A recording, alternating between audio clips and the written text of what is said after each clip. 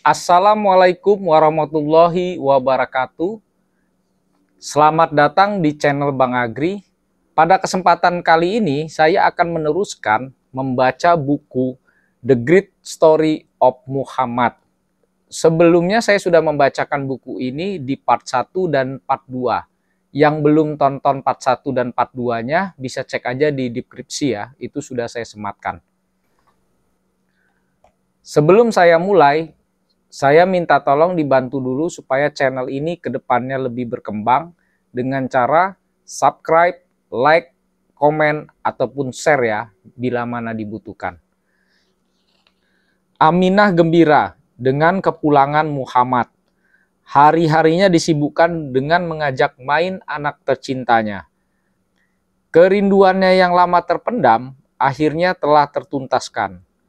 Kasih sayangnya ia tumpahkan kepada anak satu-satunya itu.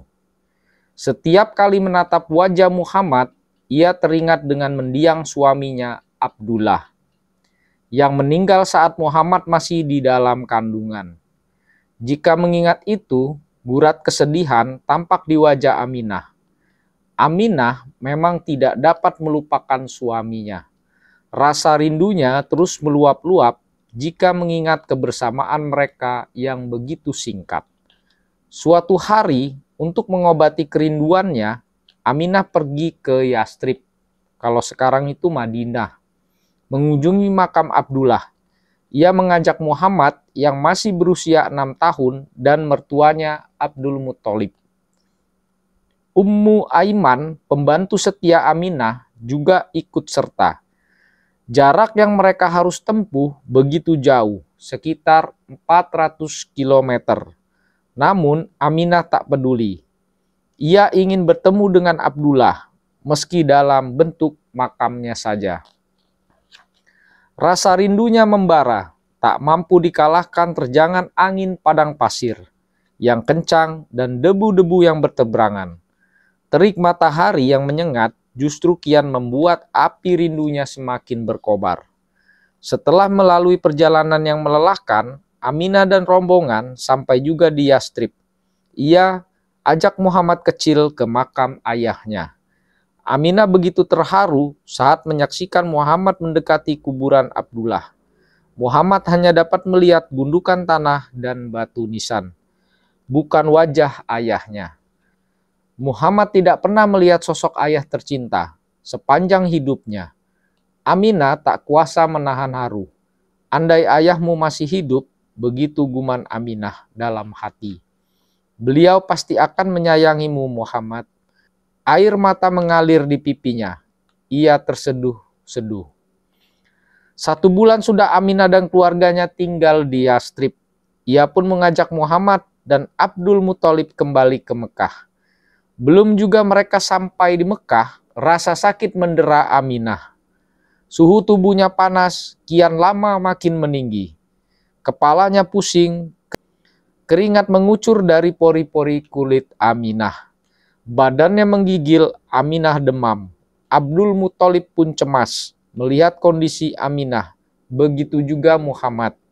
Rasa sakit Aminah kian tak tertahankan. Maut semakin mendekat. Detik-detik akhir kehidupan Aminah di ambang pintu. Abdul Muthalib, Ummu Aiman, dan Muhammad kecil hanya bisa menatap pasrah. Mereka tak berdaya menghalangi tugas malaikat maut yang hendak mengambil nyawa Aminah. Hingga akhirnya Aminah wafat di Abwa, sebuah daerah antara Makkah dan Madinah. Abdul Muthalib menangis sedih. Ummu Aiman juga demikian. Muhammad kecil pun larut dalam kesedihan serupa. Kabut duka berarak menyelimuti mereka. Setelah kerinduannya tertuntaskan dengan mengunjungi makam suaminya, Aminah akhirnya meninggal. Muhammad di usianya yang baru genap 6 tahun menjadi seorang yatim piatu. Tiada berayah dan tiada beribu. Tak ada lagi belayan tangan seorang ibu yang lembut. Tak ada lagi senandung syair yang sering dilantungkan ibunya. Tak ada lagi seorang ibu yang mengajaknya bermain, mendongenginya sebelum tidur. Semua tinggal kenangan. Abdul Muthalib memeluk Muhammad seerat-eratnya. dekapan iba sekaligus rasa sayang seorang kakek kepada cucunya. Jasad Aminah dimakamkan di Abwa. Abdul Muthalib dan Muhammad masih terlihat sedih. Mereka tak ingin meninggalkan Aminah sendirian. Akan tetapi hidup harus terus berjalan. Mereka pun pulang meninggalkan gundukan tanah yang masih memerah dengan ditemani angin duka sepanjang perjalanan. Muhammad kecil kini diasuh oleh kakeknya Abdul Muthalib di Mekah. Ia begitu menyayangi Muhammad kecil. Ia tidak segan mencium di hadapan khalayak ramai, menggendongnya dan membawanya ke sana kemari bak sekuntum mawar. Lebih dari itu, sang kakek amat mengagumi cucunya. Pernah suatu hari, Muhammad menduduki singgasana yang disediakan kaum Quraisy untuk Abdul Muthalib. Singgasana itu sebagai bentuk penghormatan kepada kakek Muhammad karena ia seorang pembesar suku Quraisy yang sangat ditaati. Setiap mata yang memandangnya akan terpesona oleh kerupawanannya, kewibawaannya, kearifannya, dan kemuliaan pribadi Abdul Muthalib. Jika dia datang, semua orang tertunduk dan tidak seorang pun bernyali untuk berbicara di hadapannya. Dialah yang berwenang untuk berbicara atas nama Quraisy kepada penguasa-penguasa di negeri-negeri tetangga. Dia pula yang menduduki jabatan duta besar kabilah Quraisy dan menerima delegasi dari luar. Selama ini tidak seorang pun berani mendekat, apalagi duduk di atas singgasana Abdul Muthalib. Namun Muhammad kecil dengan lugu dan berani menduduki singgasana sang kakek. Seorang pembantu menarik tubuh Muhammad dan menurunkan dari atas singgasana Abdul Muthalib. Namun Muhammad kembali menduduki tempat itu. Ulah Muhammad kecil membuat geram orang-orang di sekitar singgasana. Mereka menduga anak kecil itu pasti akan kena hukuman oleh Abdul Muthalib. Namun dugaan mereka meleset. Bukannya marah, sang kakek tersenyum melihat ulah cucu kesayangannya. Dielus punggung Muhammad dengan penuh kasih sayang sambil berujar, "Biarkan dia, demi Allah, kelak dia akan menjadi orang besar." Kasih sayang sang kakek tak bertahan lama. Kembali Muhammad ditinggalkan oleh orang yang dicintainya. Saat Muhammad berusia 8 tahun, 2 bulan, dan 10 hari. Sang kakek meninggal di Mekah. Muhammad bersedih, masa-masa indah bersama kakeknya hanya tinggal kenangan. Ia lalu diasuh oleh saudara kandung Abdullah, yaitu Abu Thalib. Sesuai wasiat Abdul Muthalib, Muhammad beruntung. Kasih sayang yang diberikan pamannya, Abu Thalib, tak kurang dari kasih sayang yang diberikan kakeknya. Bahkan sang paman sering memberikan kasih sayang yang berlebih kepada keponakannya tersebut. Suatu masa di Mekah, kemarau panjang membuat penderitaan luar biasa penduduk Mekah. Hujan tak kunjung turun, kekeringan di mana-mana. Kemiskinan merajalela. Kaum Quraisy resah melihat kondisi ini. Mereka lalu berteriak memanggil Abu Thalib. "Wahai Abu Thalib, lembah telah mengering airnya. Kemiskinan di mana-mana, mari kita meminta hujan." Mendengar itu, paman Muhammad segera keluar. Ia tidak sendiri. Tangannya menggandeng seorang anak yang tak lain adalah Muhammad. Abu Thalib memegangi Muhammad dan menempelkan punggungnya ke Ka'bah. Saat itu langit bersih, tidak ada gumpalan awan sama sekali. Tiba-tiba awan menggumpal, lalu turunlah hujan dengan deras. Lembah-lembah dialiri air dan pesawahan menjadi subur. Tidak hanya itu, keistimewaan Muhammad remaja, Allah Subhanahu wa Ta'ala senantiasa menurunkan berkah saat Muhammad makan bersama paman dan saudara-saudara sepupunya. Usai makan, semua merasa kenyang. Berbeda dengan Muhammad tidak makan bersama mereka. Sungguh mengerankan. Meskipun makanan telah habis, rasa lapar tak kunjung terobati. Begitu pula saat Muhammad tidur bersama dengan anak-anak Abu Thalib. Ketika terbangun, mata anak-anak Abu Thalib terlihat kusut dan kotor. Tapi tidak demikian dengan Muhammad. Seolah-olah matanya diberi celak dan wajahnya tampak cerah dan segar. Itulah antara lain alasan mengapa Abdul Thalib mencintai keponakannya melebihi cintanya kepada anaknya sendiri, dan merasa lebih dekat dengan Muhammad melebihi kedekatannya kepada anak kandungnya. Abu Thalib memperjuangkan, membela, dan berkorban demi Muhammad.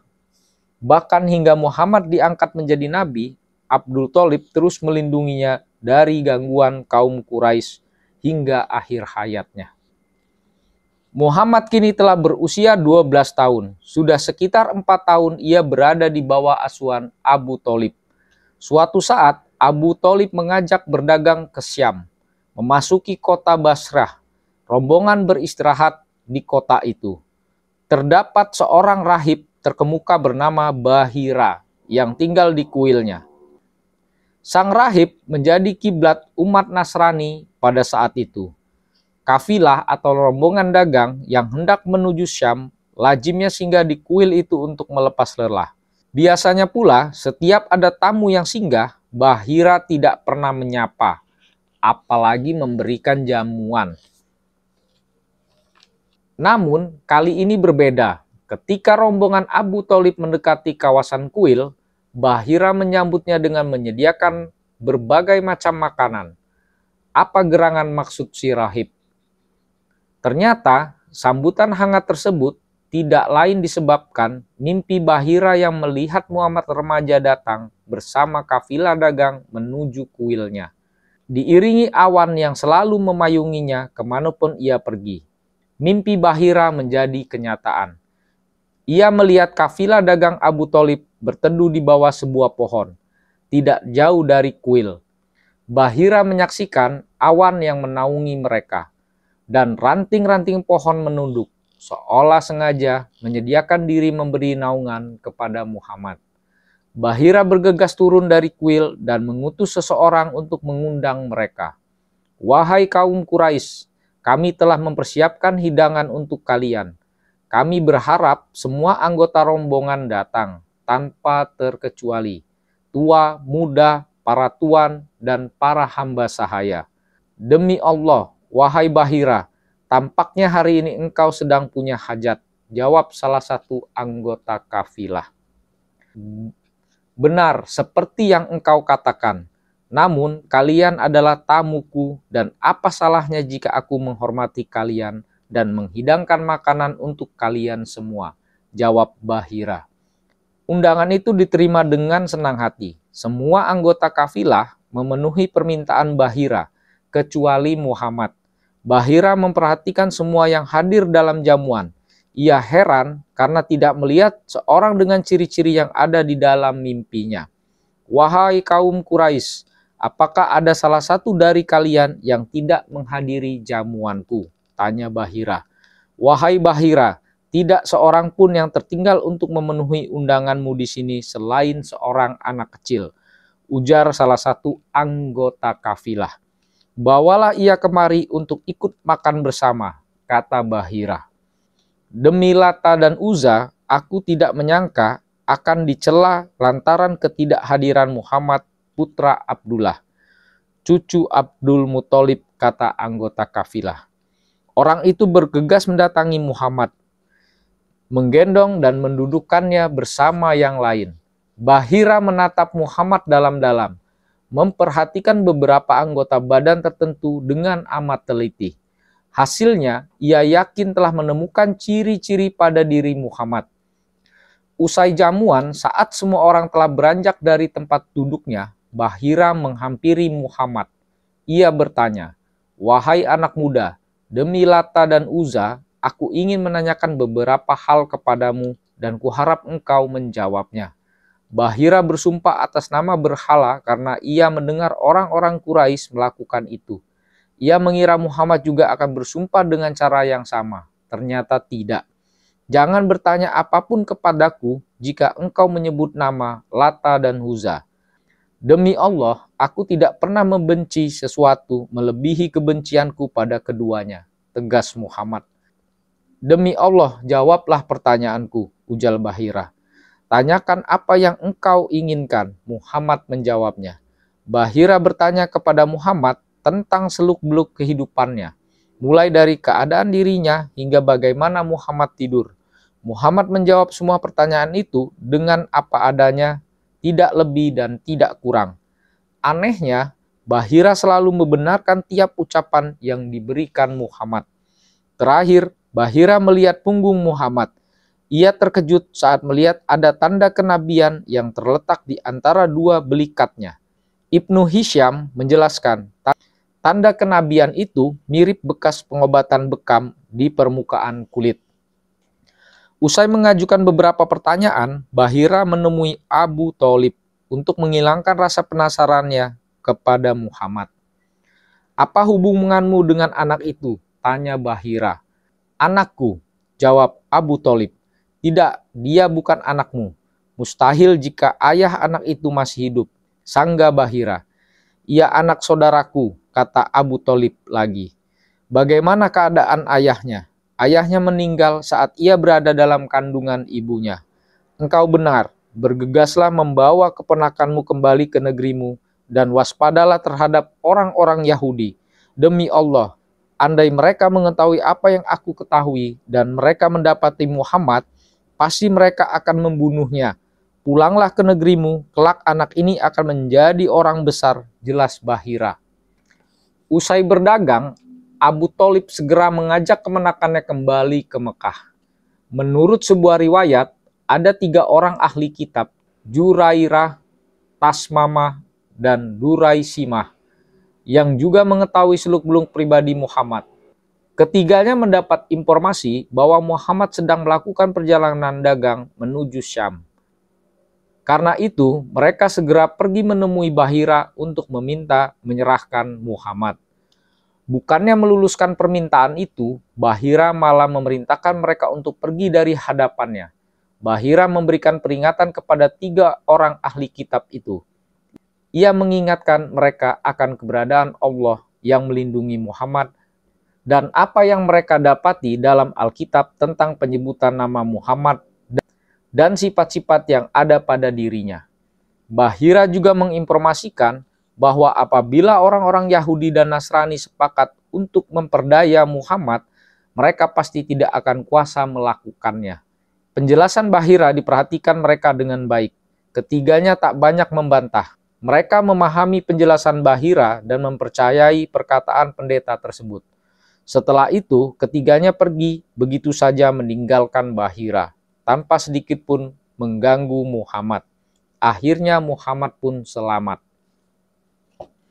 Saat Rasulullah berusia 14 atau 15 tahun, terjadi perang antara orang-orang Quraisy dan Kinanah melawan kabilah Qais Ailan, yang kemudian dikenal dengan Perang Fizar. Ada 4 kejadian yang melatar belakangi kejadian Perang Fizar. Pertama, konflik yang terjadi antara seseorang dari Bani Qais berutang kepada Bani Kinanah dan tidak membayarnya dalam waktu lama. Namun, peristiwa pertama ini masih dapat diselesaikan tanpa peperangan. Kedua, kejadian di pasar Ukas. Ketika itu, ada seorang dari Bani Kinanah membangga-banggakan dirinya di hadapan Bani Qais. Ketiga, adanya peristiwa penodaan terhadap seorang gadis jelita dari Bani Qais oleh seorang pemuda Mekah. Peristiwa pelecehan itu didengar oleh orang-orang Bani Qais. Mereka marah dan berusaha menuntut balas. Mereka sepakat untuk menyerang pemuda Mekah tersebut. Keempat, seorang dari Bani Kinanah yang bernama Al-Burat membunuh 3 orang dari kabilah Qais. Kabar ini sampai ke pasar Ukas, sehingga terjadilah ketegangan antara kedua kabilah itu. Peristiwa inilah yang mematik terjadi Perang Fijar. Harb bin Umayyah terpilih menjadi komandan perang kabilah Quraisy dan Kinanah. Menjelang siang, perang pun berkobar. Di awal hari itu, kabilah Qais meraih kemenangan. Namun, pada pertengahan hari, keadaan berbalik. Kabilah Quraisy dan Kinanah berhasil mengalahkan kabilah Qais. Sebagian orang Quraisy mengusulkan perundingan dengan cara menghitung jumlah korban. Pihak yang jumlah korbannya paling banyak harus membayar diat ataupun denda yang lebih banyak pula. Usulan itu diterima. Akhirnya mereka pun berdamai sesuai persyaratan yang telah ditentukan. Perang pun diberhentikan dan rasa permusuhan antara mereka ditiadakan. Perang ini dinamakan Perang Fijar karena ternodainya kesucian bulan-bulan haram, yaitu awal bulan Dzulqa'dah. Dalam perang ini, Rasulullah SAW membantu para pamannya menyediakan anak panah. Muhammad ikut andil dalam sebagian tahap Perang Fijar. Beliau menyertai para paman-pamannya dalam pertempuran. Muhammad menuturkan, "Aku membalas serangan panah musuh begitu mereka menghujani pamanku dengan anak panah." Perang Fijar menghasilkan sebuah perjanjian yang disebut Hilful Fudul. Perjanjian tersebut disepakati oleh kabilah yang bertikai pada bulan suci Dzulqa'dah. Hampir seluruh kabilah Quraisy berkumpul dan menghadirinya. Bani Hashim, Bani Al-Muthalib, Asad bin Abdul Uzza, Zahra bin Kilab, dan Taim bin Murrah. Semua hadir. Mereka berkumpul di rumah Abdullah bin Jud'an untuk berunding mengakhiri pertikaian. Di antara isi perjanjian tersebut, berjanji untuk tidak membiarkan ada orang yang dizolimi di Mekah, baik penduduk asli maupun pendatang. Apabila hal itu terjadi, mereka akan bergerak menolongnya hingga orang yang terzolimi tersebut memperoleh haknya kembali. Di antara orang-orang yang hadir dalam pertemuan tersebut, tampak seorang anak muda. Dialah Muhammad. Peristiwa bersejarah itu tak dilupakan oleh Muhammad hingga dewasa. Setelah beliau diangkat menjadi Rasul Allah, beliau mengisahkan kejadian tersebut kepada para sahabatnya. "Aku telah menghadiri suatu perjanjian di kediaman Abdullah yang lebih aku sukai ketimbang aku memiliki unta merah yang merupakan harta termahal saat itu. Andai di masa Islam aku diundang untuk menghadirinya, niscaya aku akan memenuhinya," ujar beliau. Sebelum kita lanjut, alangkah baiknya sobat dapat membantu agar channel ini ke depannya lebih berkembang dengan cara subscribe, like, komen, ataupun share bila mana dibutuhkan. Usia Muhammad telah bertambah. Ia kini telah menjadi seorang pemuda yang gagah. Pamannya, Abu Thalib, tak kenal henti memberikan kasih sayangnya. Selama dalam pengasuhannya, Muhammad harus hidup penuh keprihatinan. Maklum, Abu Thalib tidak memiliki harta berlebih seperti Abdul Muthalib, kakek Muhammad. Ia pun kemudian berjuang mencari nafkah untuk membantu pamannya dan menghidupi dirinya sendiri. Tidak ada pekerjaan tetap yang digeluti Muhammad. Beberapa riwayat mengisahkan beliau bekerja sebagai pengembala kambing. Abu Hurairah meriwayatkan suatu hari Nabi SAW berkata, "Tidaklah Allah Subhanahu wa Ta'ala mengutus seorang nabi, melainkan dia pernah menggembala domba." Para sahabat bertanya, "Engkau juga, wahai Rasulullah?" "Benar," jawab beliau. "Dulu aku mengembala domba dengan imbalan beberapa kirat." Meski tidak punya pekerjaan tetap, Muhammad dikenal sebagai pemuda yang berakhlak mulia, jujur, amanah, santun, dan bersahaja. Setiap pekerjaan yang dilakoninya dilaksanakan dengan sungguh-sungguh. Kemuliaan akhlak Muhammad itu terdengar sampai ke telinga Khadijah binti Khuwailid. Ia adalah seorang wanita pedagang yang memiliki banyak harta dan bernasab baik. Dia membayar banyak kaum lelaki untuk berdagang dengan sistem bagi hasil. Khadijah pun terus mengutus seseorang untuk mengajak Muhammad berniaga ke negeri Syam. Tawaran itu diterima Muhammad. Ia bergegas berangkat menemui Khadijah. Muhammad tiba di rumah Khadijah. Muhammad mengucapkan salam dan meminta izin kepada Khadijah untuk masuk. Sebuah percakapan pun terjadi. Khadijah langsung berbicara ke inti persoalan. "Aku sedang butuh orang untuk menjual barang daganganku ke negeri Syam. Aku butuh orang yang jujur, dapat dipercaya. Aku tahu engkau orang yang jujur dan dapat diandalkan. Aku yakin engkau adalah orang yang tepat. Karenanya aku tawarkan pekerjaan ini kepadamu," kata Khadijah. Ia berjanji akan memberikan keuntungan yang lebih dibandingkan dengan saudagar lainnya. Muhammad langsung menerima tawaran itu. Persiapan keberangkatan pun dilakukan. Hadiza meminta pelayan terbaiknya, Maisarah, sebagai asisten Muhammad. Tak lupa, Hadiza membisikkan sesuatu kepada Maisarah, "Kau jangan membangkang pada Muhammad. Lakukan apa yang diinginkannya. Engkau juga harus mengamati sepanjang perjalanan. Ketika pulang, laporkan apa yang engkau lihat kepadaku," bisik Hadiza. Waktu kepergian tiba, hampir seluruh sanak saudara Muhammad berkumpul untuk melepas keberangkatannya. Perjalanan itu akan panjang. Itu artinya mereka tidak dapat berjumpa Muhammad dalam waktu yang lama. Muhammad bersama Maisarah kemudian bertolak dalam sebuah kafilah menuju Syam. Hari berganti hari, siang silih berganti dengan malam, mengiringi perjalanan. Maisarah melakukan apapun agar Muhammad merasa nyaman. Tepat pada bulan ketiga, mereka tiba di Basrah, tidak jauh dari Syam. Sebuah perayaan besar sedang berlangsung. Barang dagangan digelar oleh para musafir di atas permadani. Muhammad melepas lelah di bawah pohon besar, tidak jauh dari kuil seorang rahib. Tanpa sepengetahuan Muhammad, Nashura, seorang pendeta, mengamati gerak-gerik Muhammad. Ia kemudian menghampiri Maisarah. "Siapa yang berteduh di bawah pohon itu?" tanya Nashura. "Orang Quraisy dari Mekah," Maisarah menjawab. "Tidak seorang pun berteduh di bawah pohon itu, melainkan dia seorang nabi," kata Nashura. Maisarah tercengang mendengarnya. Belum habis rasa terkejut Maisarah, Nashura kembali mengulanginya. Ia adalah nabi terakhir. Perasaan Maisarah campur aduk, gembira, senang, terkejut, dan gelisah. Sebuah rahasia besar berada di genggamannya. Ia merasa beruntung dapat mendampingi seorang pemuda yang kelak akan menjadi nabi.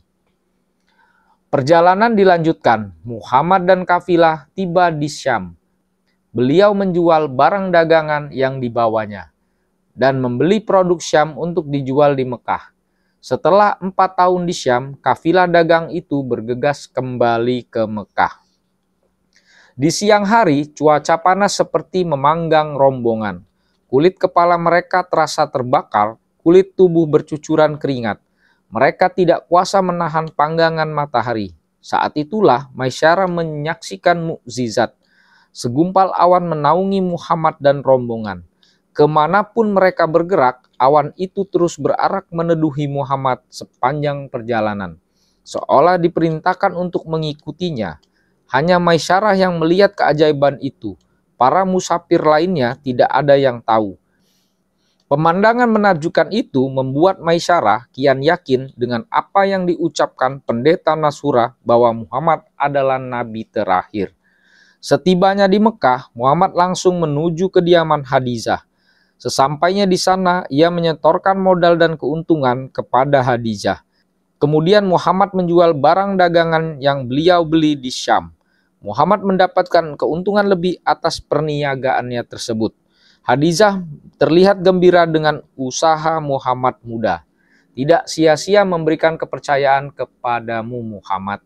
Muhammad segera kembali ke rumahnya. Saat itu, Maisarah menuturkan kepada Hadizah beragam peristiwa yang terjadi saat mendampingi Muhammad berdagang.